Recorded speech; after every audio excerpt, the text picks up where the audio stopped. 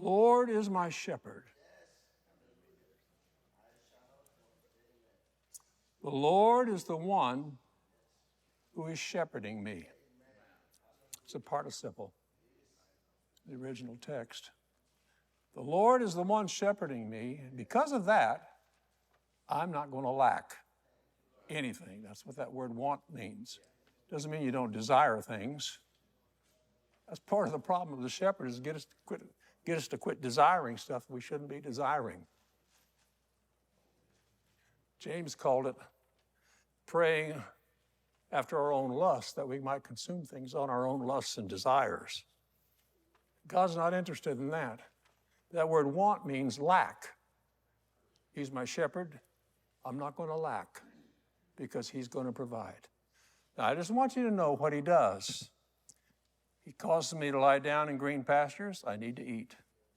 He leads me beside still waters. I need to drink. He restores or turns my soul. I need him to direct me in that sense and to strengthen me, refresh me. He leads me. That's the care of a shepherd. He leads me. Not in my own way, but in the path of righteousness for his name's sake. His definition of what's right. And his definition of there's no way to find out what Jesus' definition of right is if you neglect the reading, meditating, and continual study of the Word of God throughout your lifetime. Yes, amen. When do I stop? Amen. I haven't found a place to stop yet. Yes. I'm still reading the Word of God, amen. Still being taught by the Word of God. Amen. You just have to keep doing it. Yes. We never get to the place where we say, I have arrived. No.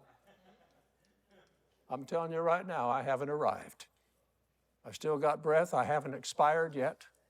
And so there's a need to let him teach me what is right, what is wrong, and help me to do it. He says, he leads me. I need that. Yea, though I walk through the valley of the shadow of death, I don't have to fear, because he's what? He's with me. His rod and his staff comfort me. And I got enemies. Oh, my goodness. What it says, in the presence of mine enemies, that's not your brother and sister. There's not a brother or sister in this church that's my enemy. I don't look at anybody here as my enemy. Now, you may not like me and I don't know it, but I don't look at you as my enemy. My enemies are the things of the flesh, the things of darkness. Those are my enemies. And whatever's working in your life that's hindering you, that is my enemy. Hello? That's my enemy. Nobody here is my enemy. And that's why we should always be in prayer for each other, because everybody here is fighting some kind of a battle. That's right. There's not one person in this congregation who isn't fighting a battle. And you might not think that person's fighting a battle because you're so aggravated with how they are or what you think or what they've done or all this kind of stuff that messes us all up. But the real enemy is not our brother and sister in the church. The real enemy is the stuff in us, me personally, all of us, that's carnal, that's wrong. Evil spirits sometimes intensifying it, making it even worse. All that, that's my enemy. The devil's my enemy, not you. In the presence of mine enemies, hallelujah. All the things that are wrong in my broken heart, Jesus has prepared a table for me time and time and time again. And he didn't say to me, Steve, there's so much wrong with you that I'm not going to feed you spiritually. I'm not going to help you. There's so much wrong. No, he prepared the table. And he says, come on and eat. And when I was eating, he says, now let me tell you something. while you're supping with me and I with you, there's something here you need to deal with. Have anyone ever put his finger on something in your heart and says, you need to deal with that? If that hasn't happened, get ready for a revelation. It'll happen. In the presence of mine enemies, he anoints my head with oil, my cup runs over. Now, all I want to point out, there's not a one of those things in verses 1 through 5 that are optional. Those are just not some nice things that you can have if you want and not have if you don't want. They're not optional. I'm a sheep. I need the shepherd. And I need all the stuff that psalm says the shepherd's going to do for me. I need it. Will you confess that you need it? That's your choice. But I'm declaring to me and to you and to the Lord, it's not optional. I need the still waters. I need the green pastures. I need his presence with me when I'm walking through difficult times. I need that table that he sets. That's not an option. Sometimes we just treat this stuff as, well, I'll get along all right without it. No, you won't. We'll never be conformed to the image of Christ without the stuff that the shepherd will provide for us. He is called the shepherd and the bishop, the overseer of our souls by the Apostle Peter. And if there's anybody that can speak with authority, if you want to argue with somebody, argue with Peter.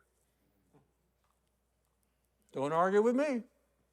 Argue with Peter. You say, well, he's dead. That doesn't matter. Those anointed words are oracles of God, and they still stand today. And in the resurrection, they'll still stand.